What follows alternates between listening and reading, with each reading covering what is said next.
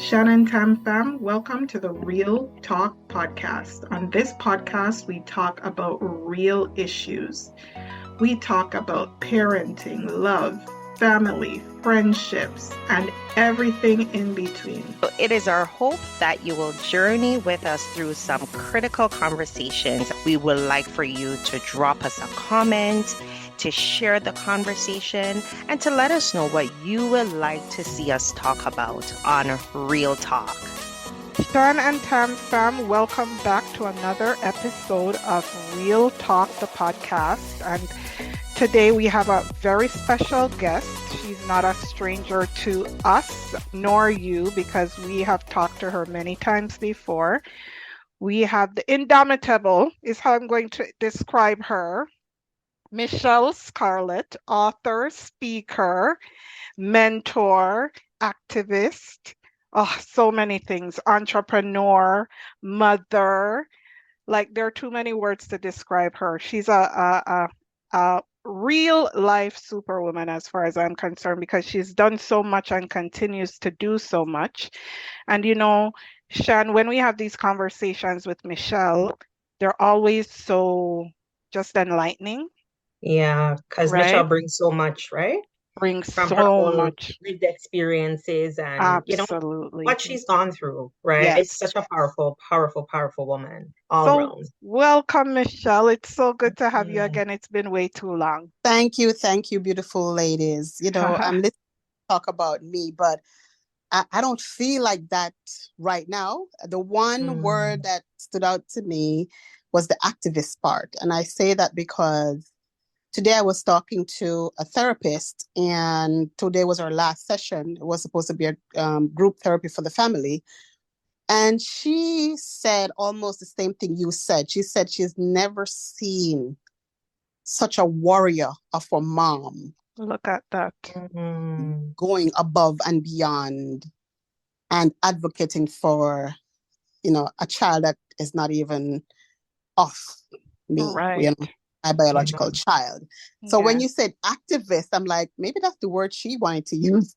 Well, there you go. And sometimes you don't see the things that other people see or feel the way about yourself, the way that other people consider and feel about you or can describe you. So there it is. And you just are launching us into what we wanted to actually talk to you about today. And that is, the journey of parenthood, and particularly parenthood in terms of parenting a child that's not your biological child, and that process of fostering and adoption. And you're very vocal. We see your posts on Facebook, on social media, and we see the challenges. We hear about the joys, the highs and the lows. And oftentimes it touches us in a way where we're like, my gosh, we're going through it too, and so are you. So we wanted to talk to you a little bit about that journey, particularly around the fostering and the adoption and so on. Tell us how you got to that point to decide to actually foster a child. We know your story quite well. You were a single parent, young single parent, and yet you embarked on that journey, which I think can bring its own challenges. So talk to us about that a little, Michelle. Absolutely. Sometimes I think I'm crazy to be doing all this extra stuff, and I already struggled with my own two boys. But I think it's coming from the part of me that was abandoned as a child. And I feel like if I can, save as much children as I can from feeling what I felt, and then going through life feeling, that they're not loved or they don't belong or nobody cares, right? Right. And so that's how I started my journey on, foster care. Now, adoption was never in my radar at all. I never thought I would adopt. I just wanted to have kids, that transitioning, come through my home, then leave, go about their business, going to college or, whatever going out on your own. Because a lot of times when they come in your home, like, preteen, by the time they're 16, if they're doing well and if they're working, the system usually finds a place for them if they're independent enough to live on their own, right? Okay. And I can still be their guardian, but they'll be able to get an apartment, work, and as long as they can prove that they can take care of themselves, they can emancipate 16 and a half, thereabout. Okay. So, and I never intended to take anyone older than 9 because I that well, maybe 10, because I know that by then they've already made up their minds about what the world is, right? I started with one girl who I knew the family from Jamaica, and she came here and, got into some trouble, but she kept running to my house when she ran away. And so eventually I said, you know what, you might as well stay here, right? And then so I decided to go, and her father is my good friend, but he didn't know how to father. And so I decided, I'm taking this child from you. I'm taking you to court. Everybody thought, well, how are you taking the man to court for his child? Wow. Oh, wow. Okay. And so I took him to court. There was a family meeting. They were in there cussing me out, saying I'm this, I'm that, and whatever. I'm like, this child is 14 and she's on the street, right? And it's a matter of, okay, she's acting up. Stepmom don't want her there, and dad wasn't financially able to take care of her or himself if he had to move out from his wife, right? So of course, the child won't behave, let him go. So that's how I started my first one. When I went to court, they asked me, how am I going to send her to school and all that? I'm like, I don't know, but and they decided to have her stay with me. Right. And so I decided to go do the foster care licensing thing. That way I could be her legal guardian in the system. Yeah. Okay. Yeah. So that's how that started. But that was my intention anyway. But I just wanted to finish my degree first to get more education on how to deal with these kids. So she just came in the middle of me doing all the educational stuff, psychology, the social work, blah, blah, blah. So I started with her, and then after her, I got like 3-4 more boys. They came 2 years, they leave. I got another 17-year-old who just wanted somewhere to stay. He didn't want to be mothered, so I didn't mother him at all. Wherever he wanted to go, he was a good kid, but he didn't want to mother him, so I left him alone. So he was barely ever here. He came home for food, he asked for money, whatever, and I just let him be. If he want to be at his friends, I just make sure he had money in his pocket, and he was just out there, right? Until he graduated, he left for college, and he got back in touch with me and still is in touch with me to this day. So that's intended for these things to happen. Right. Yes. Right. The last boy I had him he was supposed to be transition again, because I was doing full-time school, full-time work, and part-time at a women's shelter, right? And so I had no space for a child. I had no time. I had nothing. So when social services called me and said, can you do respite for a child? I'm like, I don't have the time. How long will it be? And they're like, okay, just until we go to court and decide where he needs to go, or where it's because he was just pulled from the home. I'm like, all right. Well, 2 days turned into 2 weeks. 2 weeks turned into 2 months. 2 months turned into a year and a half. Oh, wow. And during that time, were they providing you with any supports? Because I know you had said respite, right? So what was that support like during that time? Right. So what they do is give you like $30 to make sure the child eats. But I had $30, I think it's $25 a day, actually, depending on the age of the child. And he was 9, right? And so they give you $30, and then they give you a little bag with some clothes, or they give you $100 and something to go buy clothes for the child. And then, well, he was here and nobody knew what was going to happen to the child. So I'm like, what's happening? I couldn't sign any papers at school. I couldn't take him to the doctor, nothing like that, And so I was frustrated. The child was frustrated because he didn't know where he was going to go. I don't know where he's going to go. He is just lost in the system, right? So when they went to court and said, well, he was already adopted by another family, and then that family said, well, we're not taking him back. Okay. It seems as if the system, because I have the privilege of actually working in the child welfare system, and it sounds like the system is a bit different in the US because it doesn't seem as if they had any permanency planning upfront with you with this child. No, because so you know how when kids go into foster care and been through trauma, even we as providers, and I say we because I know I worked in the social system before, and we tend to judge. And even the kids that come through here say, y'all think I'm bad because I was in foster care, right? Mm-hmm. So every time you're a foster child or foster this, you think the child has trauma and is bad, right? Yes, yes. So when he came here, the system did not have a permanent placement because he was already adopted. Okay. What to do? And then because he ran away, right? He ran away. So everyone is thinking, oh, he's bad because he ran away. Nobody tried to find out what really caused him to run away. So of course he told some lies in the beginning, and when he came back home and he told me the truth afterwards, everybody called him a liar and people were going to be in trouble, but it wasn't far. And I kept saying to them, if he says something, it's not really far from the truth. It might not be the 100% truth, right? But I believe him 50% of it is true. I just didn't know how to prove it because now he withdrew what he said, right? It's like, I like it. I'm like, I don't think so. He's only saying that because he's trying to avoid more trouble. I felt it before, right? And so because he was already adopted and he ran away, they were like, all right, we need the father to go back into counseling and before the child can go back home, because by now he was already in my home for 6 months, 8 months.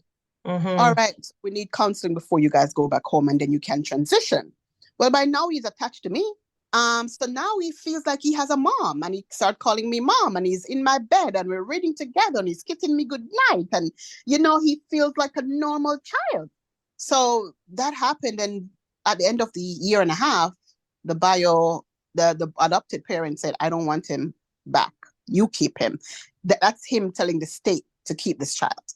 So since y'all don't want me to take bring my child back home because you took him out here. And if you don't bring my child back home, well, you can keep him. Oh.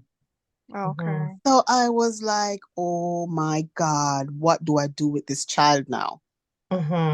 This is fixed foster home. Wow. That's a lot for that process in itself seems like trauma itself for a child to be in like 6 different places. Change, right? And the trauma that comes with that, as you said. Yeah. And I couldn't give him back. Okay. Like, where will he go after this? Like, he's gonna feel another rejection because now he's called Iverson, his brother. He's calling me mom. He's calling Kirk dad, and he's doing well, getting straight A's, just loving on us. I mean, not without challenges because he had, mental health issues. But all of that happening, and then come to find out, he just decided to. They just decided not to take him back. Right? Okay. So I was torn. I know I wasn't in a place where I could take a child. I know I was still going to school, but I was torn and I didn't want to. I was getting used to Iverson going off to college and me being empty nested, I was doing that. And I was like, how do I take another child? Right? And I'm like, I got to do it. Right. Because you felt you needed to step in to support him because of, you knew his traumatic past, right? Yeah. And what type of support, Michelle, do you or do you not at that time feel that you need support? Because listen, real talk, I can hardly sometimes mentally deal with my 3 pitney them. Right? It's hard. It's hard. It is hard. Parenting is hard. And so, when you're processing all of the stuff that comes with your kids, like even your own bio kids, and to think about the fact that you have this other child now who has all these challenges, and of course, there must be feelings that you're having, in all of that. How do you deal with that? And what type of support is there for you? To be honest with you, the system is broken at every level. I'm telling you. I did not know how broken the system was until my son started running away, right? Now, because I had knowledge of, social work, psychology, I was able to support him the way he needed, but I myself didn't have support. I didn't think, oh, I probably need to be talking to somebody because I've been juggling all this. And, I felt good that he was doing the right things at the time when I had him. Never dawned on me for a moment to say, look, Michelle, this boy is going to want his bio mom eventually. And this boy is going to rebel for all the things that he's been through, right? Right. It never even dawned on me to think, what if this boy wants his mom after a while? Because you think that you're giving him all of that mothering and nurturing that he wanted, and he was accepting of that. And so once and where I think I went wrong, I should have gotten or reached out to like an adoption caseworker, or therapist that works with families who adopt. That to support you with that process. Right. That was absolutely necessary. And I can tell anyone, even if you're adopting a 3-year-old, remember that your genetics is different from theirs, right? Yes. There are things that are not going to be naturally a part of the child that's naturally a part of you. And even with our own biological children, they have their own personalities. Yeah. But at least you know for sure that there's a part of you and a part of the other person that you know that's in that child. That's so interesting. Yeah. But so true. Yes. Yeah. When you adopt a child, you don't know what you're getting. It could be a 1-year-old, a 2-year-old. You just don't know what you're getting, especially if you don't know the history, right?